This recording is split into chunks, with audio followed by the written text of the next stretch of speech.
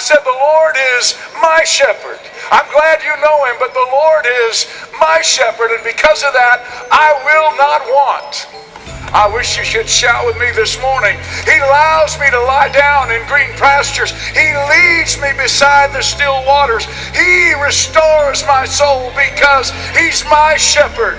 He leads me in the paths of righteousness for his name's sake because he's my shepherd. Yea, though I walk through the valley of the shadow of death, I'll fear no evil because he's my shepherd. His rod and his staff, it comforts me. He prepares a table for me in the midst of my enemies. I'm talking about my shepherd. I said I'm talking about my shepherd. Hallelujah. He anoints my head with oil. Glory to God. And he's got company. I said he brings along company. I got 2 stalkers following me all over the world. Goodness and mercy are everywhere I go. I can't lose them. Because he's my shepherd.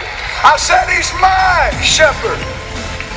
Surely goodness and mercy shall follow me all the days of my life. I will dwell in the house of the Lord forever. I'm glad this morning that 30-odd years ago God interrupted the life of this drug addict. And mercy walked in. Hallelujah. Hallelujah.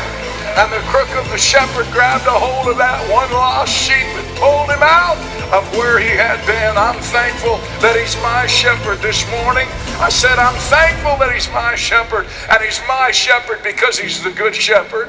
He's the good shepherd, John 10 and 11. I am the good shepherd. The good shepherd gives his life for the sheep. He's my shepherd because he was the good shepherd. 2,000 years ago, he traveled to the cross and did what was necessary for me to be able to come into the flock of God, to become a part of what God would do in these last days and a part of the eternal kingdom that will one day be manifested, and to find this life that I now have on the inside of me, living, breathing reality of Christ in me, the hope of glory. He's in me this morning because he's my shepherd, and he's in me because he was the good shepherd.